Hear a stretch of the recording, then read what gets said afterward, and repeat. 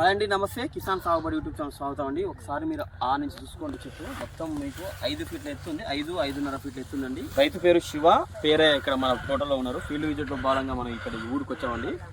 వేసినది మాత్రం కృషి తేజ రకం అంటండి. ఇది రైతులు నడితే చెప్పారు, ఇది కృషి తేజ రకం అని. ఏ ఊరు, ఏ రకమైన సాగు చేసిందో, ఎంత దిగుబడుతుందో రచ్చి శివని పేరే అడిగి తెలుసుకుందాం. నమస్తే పేరయ్య. నమస్తే అండి. ఏ ఊరు ఇది? ఎల్టూరు. ఓకే, ఓకే, పల్నాడు జిల్లా. ఓకే, తేజ రకమైన అండి. చాలా బాగుందండి. అసలు కాత మాత్రం విపరీతంగా ఉంది. చెట్టు కూడా బాగా వచ్చింది. చూడు, కాత చూస్తే మాత్రం చాలా ఎక్కువ పట్టింది. కాత 20, 30, 35 క్వింటాలు వచ్చే విధంగా ఉందండి. ఏ విధంగా సాగు చేసారు? 35 వస్తుంది. ఒకసారి చూడండి కృషి తేజ సీడ్స్ ఎంత బాగా కాసిందో.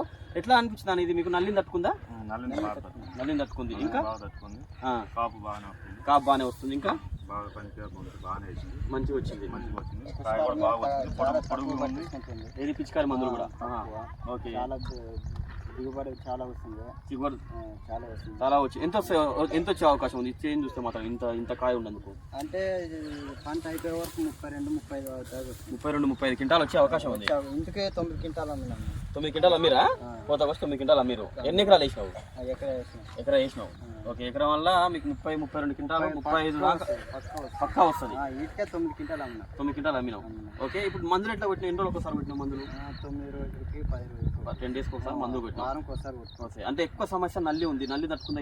చాలా తట్టుకుంటుంది. నల్లి తట్టుకుంది. ఓకే, రైతులకు ఏం చెప్పాలి మీరు? అంటే మాతో పాటు మీరు రావాలని కోరుతున్నాం. మీతో పాటు చాలా బాగుపడతాం మేము. Okay, okay. అంటే మీకు ఇలాంటి రకం ఉంటే మాత్రం బాగుపడిపోతారు. బాగుపడతాం. ఓకే, ఓకే అండి. ఇది చాలా సంవత్సరం లాస్ట్ వస్తున్నాము.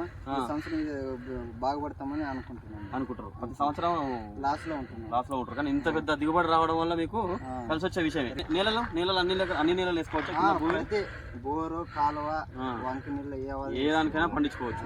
ఓకే అండి. పేరే మంచిగా అనిపిస్తుంది. మీకు కూడా మంచిగా అనిపిస్తుంది. సీడ్ మాత్రం అందరు రైతులు వేసుకోవచ్చా? అందరు రైతులు వేసుకోవచ్చు. ఓకే, మంచిది.